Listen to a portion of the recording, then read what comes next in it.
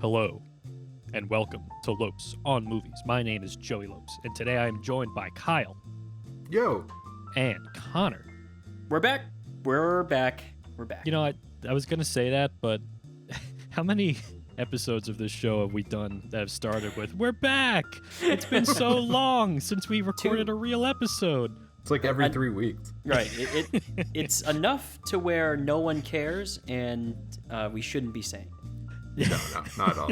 Hey, I care. This is for me. We're hyping ourselves up that we're That's back, true. You know, I got to say, the show does take a different tone when you have done the shows with Professor Thomas Leach, which have been really good. UD professor, a film expert, especially. I've been having a great time. Basically everything, but his Hitchcock stuff is just like. Well, the funniest thing about those is when you bring up some obscure like silent movie, and you're like, this one, there's something about this one, something that you said, and then you think for a second that he might not know, and he says something like, oh, well, you don't have to worry about that one. I'm thinking like, oh, that means he hasn't watched it, and then he like lifts off like a bunch of reasons why that one's not one of the best ones. He explains the entire plot of the movie and knows everything about it. Yeah. Nothing gets by Professor Leach. So no, I'll definitely have to talk to him again in the future with absolutely some other filmmakers and other stuff, because that was a fantastic conversation. If you're a student, please take classes with him. There's no better classes you can take at UD. That is a fact. But we're back here to do what we do best on this show, the meat and potatoes of Lopes on Movies, which is talk about movies. Yeah. And movie news. Yeah. Okay. Let's just get right into what we want to talk about today. So the first thing is a little bit of movie news, just because The Snyder Cut's coming out in a few weeks, boys. We are never talking about the Snyder Cut again on this show. That I am. We're going to talk about. We're going to talk about it again when it comes out. We can't help ourselves. No, we are going to talk about GameStop. Now we're not going to talk about GameStop, but I'm sure everybody has been seeing all of the stuff with GameStop and in Reddit and the stock market. I'm just going to go ahead and say I don't understand the stock market at all, and I just don't have the capacity to do it. But Connor, I'm almost certain, understands the stock market to a reasonable degree of understanding. So maybe you can shed some light on the situation that's been going on and how it relates to movies. Well, I mean, I guess this has been beaten to death by everybody, so I don't want to keep it quick. Yeah, I'm not going to recite how the stock market works, but essentially what's been going on right now is these Reddit investors have been buying shares of these retail stocks of brands that they know and have like nostalgia for. So GameStop is one, and it's all these different retail stocks that are currently being shorted by hedge funds, which means that the hedge funds are betting against these stocks to not do well, which is a reasonable thought because the ones that they're shorting are like GameStop, which is, you guys know better than anyone probably, almost an obsolete kind of company because everyone buys not a super their functional stuff. Business right now. Yeah, right. Everyone buys their stuff digitally, and the same thing is happening with the theater chains and AMC stock. So these Reddit meme investors are just holding the line and buying up as many shares of AMC GameStop as possible, to the point where they've been able to raise the price of the stock of GameStop and AMC in particular, if we're talking about movies, to the point where they got it's kind of hilarious. They basically have gotten AMC to avoid getting into bankruptcy by how much it's gone up. Yeah, I don't know how this works, but evidently what they've done with AMC by betting on it has essentially eliminated millions and millions of dollars of debt that Right. AMC was in that they no longer have to worry about. So there was a real possibility that AMC was going to be in a serious problem, as all theater chains are, and might not have survived the wait to open back up. But now things are looking up because a bunch of lunatics on Reddit just decided to try to screw over all these hedge funds. So it's Stonks only go up. this is an insane world we're living in. It feels like this year has just been one thing after another of complete and utter insanity. And this is just like, this is a footnote in the insanity of 2021. Yes, And, obviously. but it's only going to get crazier from here, I'm feeling. I will say though, like the the AMC is not out of the woods by any means by this, course, but it does like get them out of a very precarious situation that they were in the immediate future, which was like going to happen at any moment that they were going to have to declare bankruptcy. But they still don't have like a product that's sustainable, which eventually it's going to come back like down to earth where, there's already all sorts of financial analysts out there that are saying that AMC's stock is going to drop like a ton or way back down to like worth like very little at all, which is not going to work. But we'll get back to reality relatively soon, I'm sure. But they've also been saying that about GameStop for a while, and then it kept shooting up and shooting up and shooting up, and then there's the craziness with Robinhood, and then stopping trading on certain ones other than selling, which is kind of market manipulation on both sides, mind you. Like normally, hedge funds have been doing market manipulation kind of things for forever, but now it's kind of working the other way, and it's it's a whole fiasco that we're not going to get into. No, we're not going to get into that because I'm sure everybody is bored to death by hearing about all this. I just think it's funny that AMC got bailed out of a potentially very bad situation because a bunch of crazy people on Reddit were just decided to pick AMC out of, other possibilities of heavily shorted stocks. So that's really something, guys. Movies. I love movies. And I hope theaters continue to survive well into the future, even without Reddit's help. All right, let's talk about some movies, guys, because we watched a few movies. Connor's the only one who's watched a new movie recently. I did. So how about you tell us a little bit about this new movie that I've never heard of that you watched? Sure. So remember, I think we've covered that there's going to be a lot of movies that are released directly to HBO Max at the same time as the theaters, right? Yes. And there's a new one out on HBO Max. Came out this past weekend called The Little Things, starring Denzel Washington, Rami Malek, and Jared Leto, all Oscar-winning and nominated actors. Actually, they might have all won. I think they're all Oscar-winning actors. I guess. Yeah. Wait, what did Jared Leto win? Wasn't that? I think he. Oh, what was that movie's name? It was Matthew McConaughey was in it. Oh yeah. I don't remember what you're talking about. That's one of those movies that it wins awards and then everybody forgets about it. Yeah. Dallas Buyers Club. That was Dallas it. Buyers Club. That was it. That's good correct. job, Kyle. That's good correct. job. Good memory. That's what I'm here for. That's correct. That wasn't a terrible movie, but I It didn't was like fine, Jared Leto in it because I don't actually like Jared Leto in anything he's in. Nobody likes Jared Leto. It's not like at all. It's kind of one of those just like facts of the universe where like he's a famous actor and I guess musician who nobody likes. God, I'll never forget when I went to Firefly Music Festival back when festivals happened. Remember, kids, there used to be music festivals. So but anyway, and when his band 30 Seconds to Mars or something comes out and he's great band. Oh my gosh! And then I see it's Jared Leto, and like he's clearly it feels like he's doing a performance artist like thing of a musician, like pretending to acting as a rock star, which is the kind of what it comes off as in everything he's in. And this is no different. Okay, so what The Little Things is the name of the movie, and it's directed by what's this guy? John Lee Hancock, who's directed such great movies as The Rookie, The Alamo, The Blind Side, The Founder, The Highwaymen, The Little Things now. So he likes to he's really into the He things. likes the at the beginning. Yeah. That's his gimmick. that's his bit. He loves the word the. That's actually really weird. It is kind of weird, right? I just thought I had to mention that because it's so strange. Anyway, so I also love the IMDb description of this movie.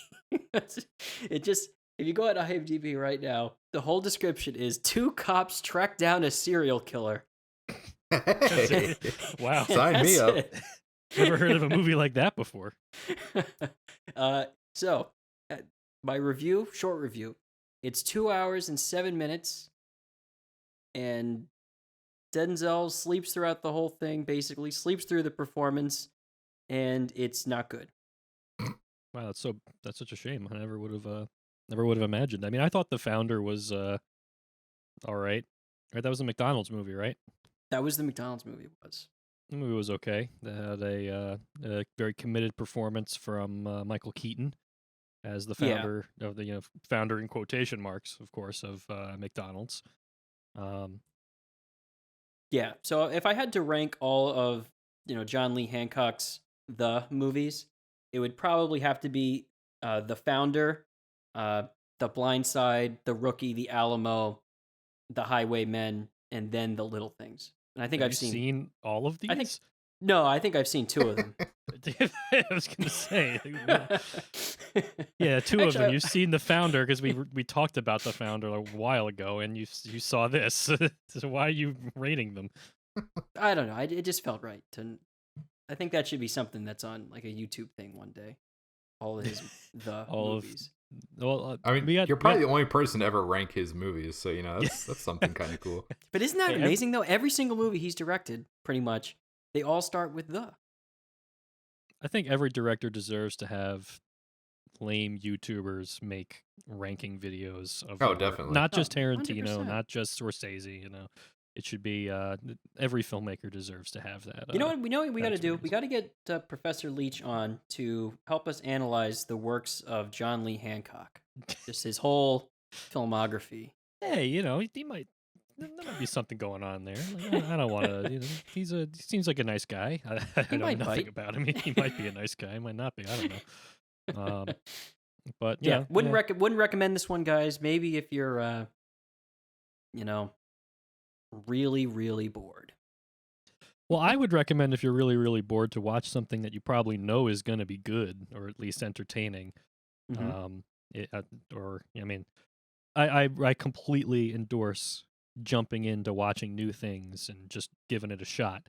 But there's also a lot of really great, old movies, which is like the big thing that we've been talking about over the past months. So me and Kyle decided to do that, instead of going for the little things, we went for the old things. I watched like that too, by the way. Yeah. What, the old things? I haven't watched the old things. I do like old man movies, but I haven't watched the old things. All right. So we for some reason I cannot remember what the impetus for this was, but a couple of weeks ago we started talking about John Carpenter's They Live, and we just kind of were like, man, I remember that movie. I want to watch that movie. I don't think Kyle, you'd never seen They Live. Yeah, I never saw it before. I don't know if Connor, if you'd seen it. I haven't. Okay, so I was the only one who had seen it before now, but I remember I watched it in college, and just thinking I wouldn't mind revisiting that. I think that's an interesting movie, and I remember having kind of I wasn't sure what to think of it at the time, so it was fun. We decided to rewatch John Carpenter's They Live, which is of course a movie from the late '80s. First John Carpenter's famous director of the '80s. He made Halloween. He made The Thing. The remake of The Thing, the infamous Speaking of old incredible movie. things, So he's a renowned filmmaker, and They Live is sort of like a cult classic in a way. It stars Roddy Piper, who Roddy Piper. Roddy Piper, who, absent of context, I'm not sure that anybody that's like younger than us even that's because it mean anything to them. They Probably not. Don't know who he is, and I only know who he is because I knew that he starred in this movie. But he was like a wrestler, right? He was a Yes. WWE guy or something at the time, WrestleMania I believe so. or whatever. And oh man, They Live is such a it's for a movie that's as almost unapologetically stupid as it is. It's iconic in a lot of ways for how many of its little things have kind of endured in pop culture, I feel like. But man, I love They Live, to be honest with you. I think it's a great time. It's a great kind of a movie that is unapologetically what it is, very loudly, very proudly, not subtle at all. No. And and you just it's rousing because of it. Like you get hype because it's just like in your face, like this is the movie that we're making here. I think John Carpenter in I watched like a behind the scenes thing, and he said, so there's like it has like a message to it, it has a theme to it and everything, but basically it's an action movie, and I feel like that kind of reductive, simplified explanation perfectly encapsulates the joy of They Live. It's just it's got some things going on. You'll notice them immediately. It's not subtle, and ultimately you're just there to watch Roddy Piper and Keith David shoot rich aliens and save us from capitalism run amok.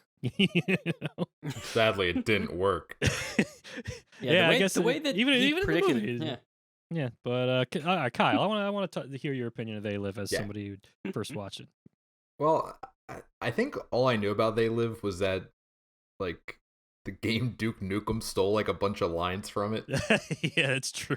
Like the chew bubblegum line. Yeah. But I don't know. I thought it was incredibly dumb. It was maybe one of the dumbest movies I think I've ever seen. But I loved every minute of it. Mhm. And it moved really well. It was like every scene felt like, I don't know. It was just like a classic like 80s dumb sci-fi action movie. Mm-hmm. Like there's no plot. Well, there is a plot, but like they just breeze through half of it, and then it just ends. It's and then there's a great, 15-minute fight scene in the middle, and every other thing in between is just fantastic. Yeah, the way I think of it is like at the first like 20-30 minutes or so are like it's a really compelling setup, right? Where they do a good job like kind of establishing the dynamic of the world.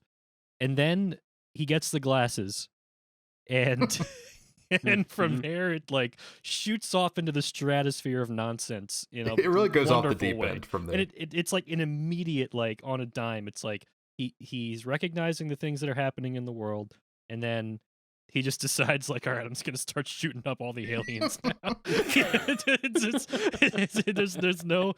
There's no build up to that. There's no. It's just he knows exactly what he must do. He immediately decides what his quest is. Yeah, exactly. It's wonderful. Connor, what did you think? Oh, this is a stand up and cheer movie. Like right. Like I got to tell you, after watching The Little Things the night before and being just so like deflated and like going to this is like, oh man, it's just incredible. Everything about it is just iconic. Like it looks so good too. Oh sure. Like oh yeah. It's striking too, and I love the way that when he has the glasses on, like it's in black and white, and you see that's how you can tell the difference between like it's gosh. Everything about it is so cool. The basic premise of the movie, if you're not aware, is that there's this drifter guy who comes into town. He's homeless. He's just trying to work for a living, trying to make an honest living. Who kind of discovers this sinister alien race that is controlling humanity by sort of infiltrating the upper class and using these signals that they're sending out to the public to basically like pacify them into being consumerist capitalist type people. So there's all the advertisements and everything are all subliminal messaging to try to make the middle class become poorer and the richer class become richer, right? So it's this extremely in your face premise, and the basic bit is that he discovers this because he finds this resistance movement, and they've developed these glasses that when you put on the glasses, you can see that you can see all of the subliminal advertising. Like instead of seeing an ad for buying a pool or whatever, you see an ad that says obey, right? It's just the big black text that says obey, right? And then also the glasses reveal the aliens that are hiding among us because they look like humans without the glasses. When you put on the glasses, you can see they're really hideous, disgusting aliens that are, and that's the moment when he discovers this with the glasses on, and he starts to sees these aliens. Instantly, his first thought is, "Oh, I got to kill all these guys."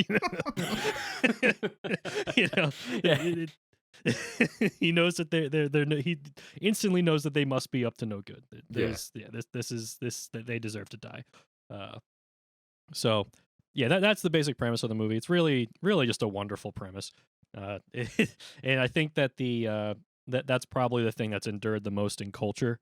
Is the idea of the advertisements that are keeping people kind of placated and striving for things that they'll never actually achieve.